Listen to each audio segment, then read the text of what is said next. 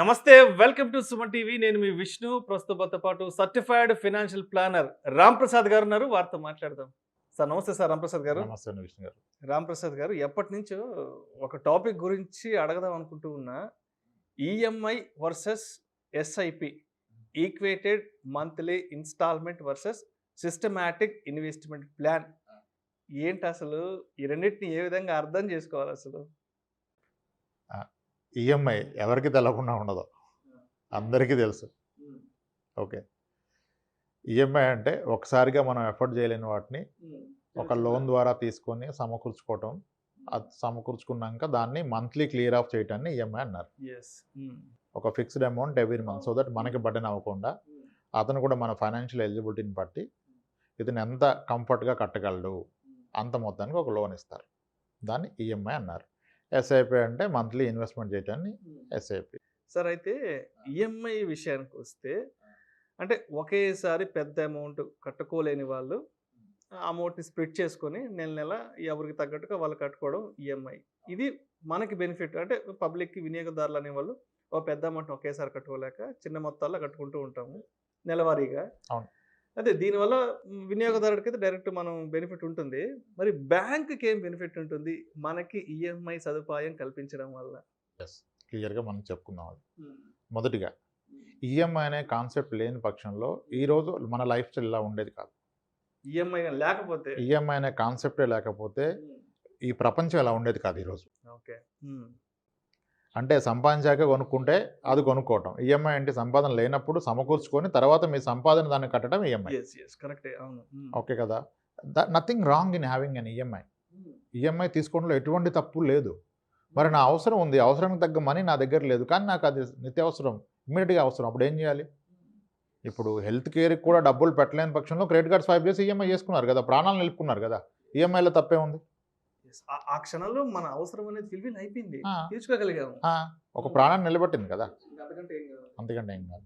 ఉండడానికి ఇల్లు కావాలనుకున్నాం, ఈఎంఐలో తీసుకున్నాం, తప్పే ఉంది.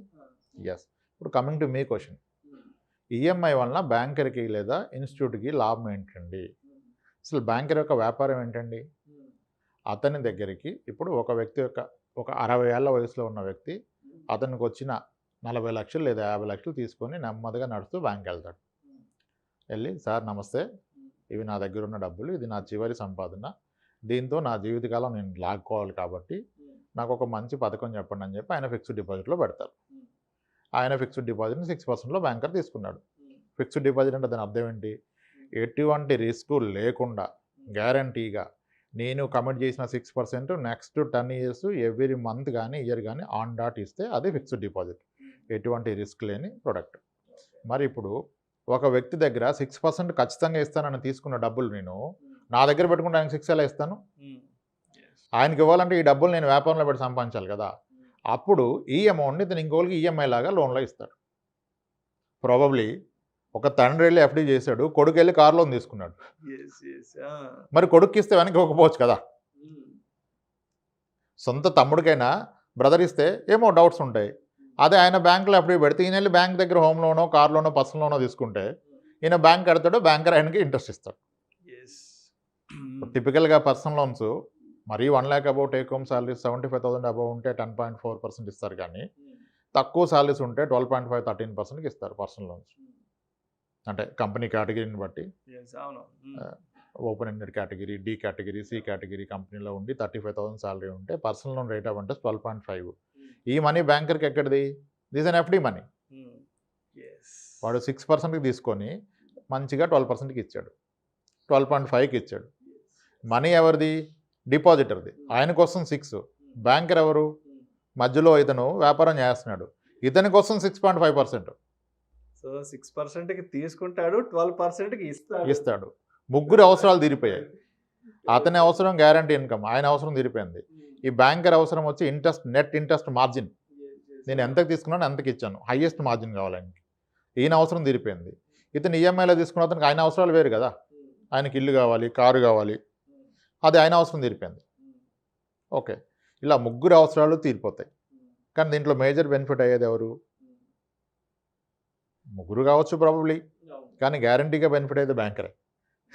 దాంట్లో మాత్రం అస్సలు అందుకనే ఇప్పుడు మీరు ఫైనాన్షియల్ ఇన్స్టిట్యూట్స్ని రివ్యూ చేస్తున్నప్పుడు, అనాలిసిస్ చేస్తున్నప్పుడు ద ప్రైమ్ పారామీటర్ ఏంటంటే నెట్ ఇంట్రెస్ట్ మార్జిన్ ఎంత. ప్రాబ్లీ బజాజ్ ఫిన్సర్వ్ ఎందుకు బాగా స్టాక్ పెరుగుతుందంటే ఈ operates at a very high net interest margin and lowest NPAs. And when it comes to loan book size, వాళ్ళ ఓవరాల్ లోన్ బుక్ సైజులో retail book size ఎక్కువ ఉంటుంది. Actual retailers తక్కువ చేస్తారు ఎన్పిఎస్, కార్పొరేట్ చేసేంత డిఫాల్ట్ రిటైలర్స్ చేయరు. దీన్ని తీసుకున్న 50,000 రూపాయల లోన్కి చాలా డిసిప్లిన్డ్గా ముందు తిన్నా తినకపోయినా ఈఎంఐ కడతారు. ఎందుకంటే ఇది అయిపోతే మళ్ళీ ఇంకో లోన్ తీసుకోవాలి కదా. ఈఎంఐ అంత బాగా అయిపోయింది. లేదంటే సిబిల్ స్కోర్లో తేడా వచ్చేస్తుంది. సిబిల్ స్కోర్లో తేడా అండ్ ప్రతి అవసరాన్ని ఆయన అచీవ్ చేయగలుగుతున్నాడుగా. ఇప్పుడు ఇంట్లో ఎన్ని కన్జ్యూమర్ గూడ్స్ ఎన్ని కొంటున్నారు? ఫస్ట్ వాషింగ్ మిషన్ కొన్నారు, అయిపోయింది. ఇది అయిపోతే నెక్స్ట్ ఏసీ రెడీ ఉంటారుగా. ఏసీ రెడీ అయిపోతే ఫర్నిచర్ సపోర్ట్ కూడా ఇచ్చేస్తున్నాడు. Furniture ready, bike ready, car ready. So life is on EMI. Okay, EMI అయిపోయింది. అయితే ఎస్, దీనికి ఎస్ఐపికి ఏంటంటే ఈఎంఐ అనేది ఏంటి, మీకు ఒక గుదిబండ, ఒక భారాన్ని ఎత్తుకున్నట్టు. ఎత్తుకున్నాం, పిక్ చేసి తీసుకున్నాం, దాన్ని మొయ్యాలి అంతకాలం పాటు. ఎస్ఐపి అలా కాదు. ఎస్ఐపి మీరు మీ ఫ్యూచర్ని కొనుక్కోవటం, మీ ఫ్యూచర్ టైంని మీరు కొనుక్కుంటున్నారు. ఆ రోజు కంఫర్ట్ని ఇప్పుడు కొనుక్కుంటున్నారు ఎస్ఐపి ద్వారా. అయితే ఈఎంఐలు కరెక్ట్గా ఏం మిగట్లేదు కదా సార్, ఎస్ఐపి ఎలా చేస్తూ ఉంటారు. ఎస్ఐపి మంచిదని అర్థమైంది, ఈఎంఐలో కడితే దీనికి ఎక్కడ ఉంది సార్, నా జీతం ఎంత అని ఎస్ఐపి చేయడానికి అని అందరికీ లాజిక్ ఉంది. ఓకే, ఇప్పుడు ఎస్ఐపి కట్టాలి, కడితే మీ భవిష్యత్తు బాగుంటుంది. ఈఎంఐ ఉండాలి, ఈఎంఐ లేకపోతే అసలు ఈ రోజు ప్రజెంటే బాగుండదు కదా. 30,000 సాలరీ ఉన్న అతను ఒకసారి ఇంట్లోకి అన్ని వస్తువులు కొనలేడు కదా క్యాష్ పెట్టి. ఈఎంఐలు అయితే కొనుక్కుంటారు. దానివల్ల ఏంటంటే మీకు కమిట్మెంట్ టువర్డ్స్ జాబ్ పెరుగుతుంది ఈఎంఐ కట్టడానికి. ఎస్ఐపి అయితే ఒక లాజిక్, ఒక చిన్న రూల్ ఫాలో అయితే లైఫ్ చాలా సింపుల్ అయిపోతుంది. ఎప్పుడు కూడాను అట్లీస్ట్ ఎంత ఈఎంఐ కడుతున్నారో అంత ఎస్ఐపి కట్టండి. Your life is well taken care. ఎంత ఈఎంఐ కడుతున్నాం దాని ఈక్వలెంట్ ఎస్ఐపి పెట్టే ప్రయత్నం చేయండి. ఎస్, ఇప్పుడు 80,000 శాలరీ, 20,000 ఈఎంఐ కడుతున్నాడు. వాట్ ఎవర్, అది హోమ్ లోన్ కావచ్చు, కార్ లోన్ కావచ్చు, ఏదైనా కన్జ్యూమర్ లోన్ కావచ్చు. ఆ వ్యక్తి కనుక ఒక 20,000 ఎస్ఐపి కూడా చేశాడు అనుకోండి, ఎగ్జాంపుల్ అనుకుందాం. ఒక 5 ఏళ్ల పాటు రెండు నడిచాయి. అటు ఈఎంఐ నడిచింది, కానీ ఈఎంఐని ఎప్పుడు డ్రాప్ చేయరు. ఒకటి అయిపోతే మళ్ళీ ఇంకోటి దాంట్లో మొదలు పెడతారు. ఒక్కసారి లైఫ్లో ఈఎంఐ స్టార్ట్ అయితే లైఫ్ లాంగ్ అది ఈఎంఐ ఉండిపోతుంది. అంటే అవసరాలు, ఫ్యామిలీ అవసరాల పరంగా. దాన్ని ఈక్వలెంట్ మీరు ఎస్ఐపి కూడా పెట్టారనుకోండి, considering is a private sector employee. 5 ఏళ్ల పాటు ఈఎంఐ నడిచింది, ఎస్ఐపి నడిచింది. ఈఎంఐలో 2-3 వస్తువులు కొనుక్కున్నాడు, కానీ 20,000 ఎప్పుడు పెట్టుకున్నాడు, 20,000 ఎస్ఐపి పెట్టుకున్నాడు. 20,000 ఎస్ఐపి అంటే సంవత్సరానికి ఏదైనా కట్టేది 2,40,000.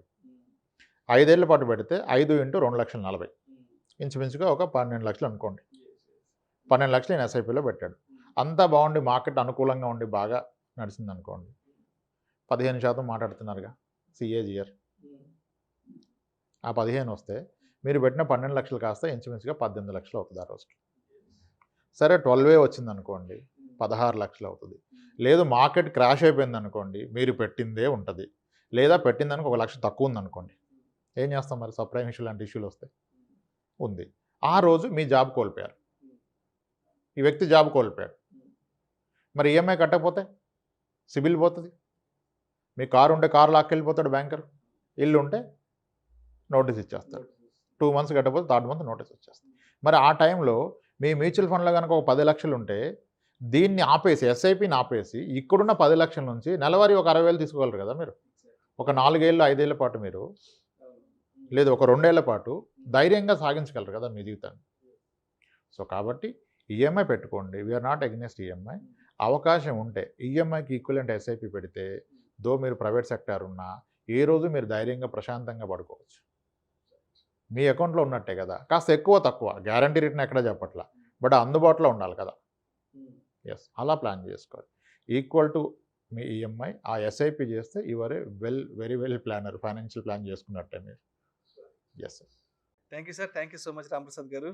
ఈఎంఐకి అదేవిధంగా ఎస్ఐపికి ఉన్న డిఫరెన్స్ గురించి మన ప్రేక్షకులకు చాలా డీటెయిల్డ్గా ఎక్స్ప్లెయిన్ చేశారు sir. Thank you so much sir. Thanks అండి గారు.